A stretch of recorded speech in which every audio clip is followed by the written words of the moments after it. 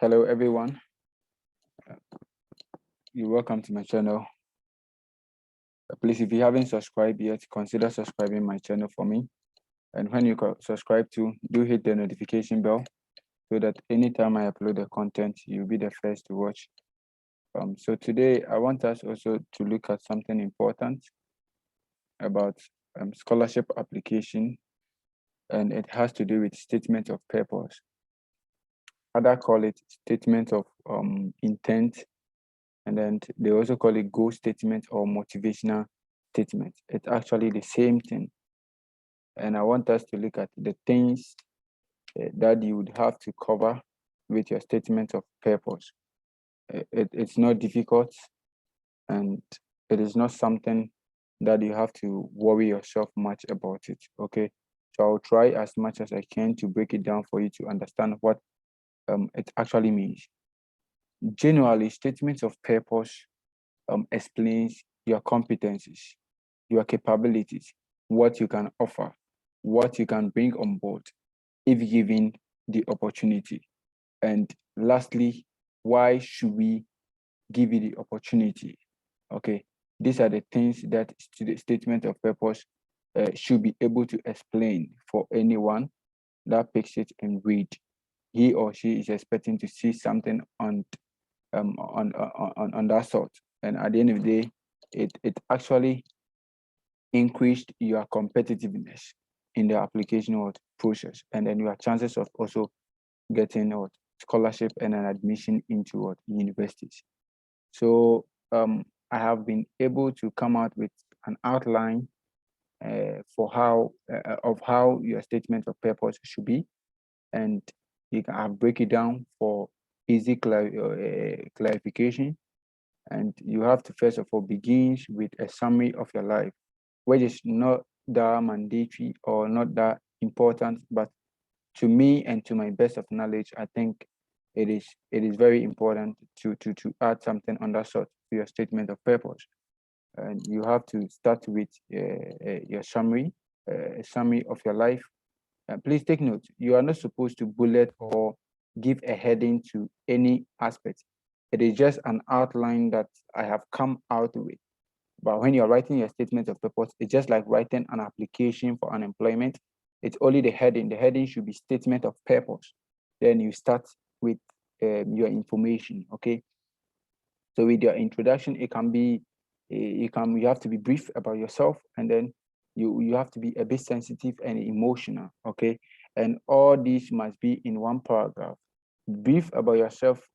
What I mean here is that you are not supposed to tell who you are. You are not supposed to tell anybody who you are already. The school knows you with your name and then your information but some information that you provide during the process, so they know you. So there's no need for you to tell a story about you.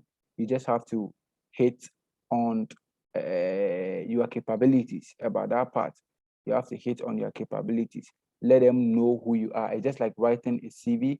At the summary part, you state your competencies there for everyone to see that, oh, this is who I am, this is what I am able of, this is what I'm capable of doing. So that is how statement of purpose also is. With a paragraph, first paragraph, you have to be able to hammer on those things, and it has to be catchy. Like if anyone picks it, the person needs to feel or get some feeling of reading to the end. Okay, that is how it should be, because that is the first paragraph. And if at the end of the day it is not sensitive enough to draw an attention, at the end of the day it puts let's say reviewers or the admission board off for going ahead to read your document to the end. So take note of that. Then you go to the next paragraph, and with that paragraph, it has to be your academic capabilities. That is very, very important. You have to be able to hit on your academic prowess, what you have been able to achieve, what you have been able to, acquired during your program of study. And then the next thing is that the extracurricular activities that you are able to, or you were able to combine with the main academics itself during your program of study. You have to be able to state all of them under your academic capabilities. the various awards that you have won during your program of study, the positions that you have occupied during your program of studies, and then anything that you think it is important to add it, or it is important to bring on board. It is also necessary to add it to your academic capabilities to take note of.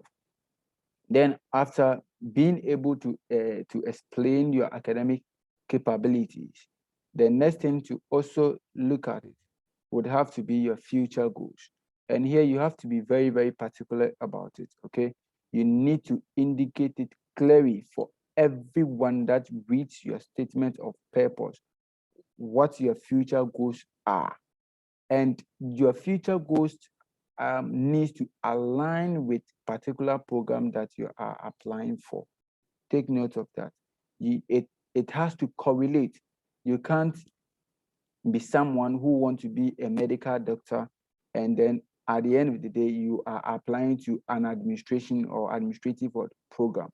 That is one thing that you have to take note of. Okay, there should be a correlation between your future goals and then the program that you are applying for. And after you've been able to clearly indicate your future goals and why the program actually aligns with your future goal, the next thing to also look at for is the program exploit. Okay, the exploit of the program, how you think it will help you to realize your future goals. That is very, very important over here. You have to be able to explain it, how you think the program would help you to realize your future goals. Okay, all will come under this aspect. That's the future goals aspect. Then the next thing that is very important to also talk about it is the school that you are applying to. Okay, is that particular school that you are applying to? Okay, you would have to say a bit about it. Why are you applying to the school? Why are you applying to a particular department? Why are you applying to a particular course? Do you think the school will help you to realize your goals? Does the program that you're applying to really fit with your future goals? They are all things that you have to consider, and you have to bring them on board for anyone that reads it. Okay, so after being able to come out with all this information, okay, the next thing would have to be a justification. Okay, you have to justify your decision. Why do you think that this program I merit to read it? Do you get it? Why do you think that I have the ability to realize this goal? Why do you think that this program really fits with what I want to do in the future? You just have to justify that for anyone that reads it to see that indeed you really want to read that program, and that program would help you in the future. So these are basically the things that you have to look out for with your statement of what purpose. Okay, it is not difficult, as I indicated early on. You just have to sit and analyze everything around it, and you will be able to put up a nice statement of what purpose. So that is that for today. Thank you for having time for me. See you on my next upload. But before that, if you haven't subscribed yet, I would advise you to do so. If today happens to be your first time watching me, kindly hit the subscribe button. And then if you have also subscribed already and you haven't hit on the notification bell, kindly hit on the notification bell so that anytime I upload the content, you will see it and then watch it for me. Thank you. Bye-bye.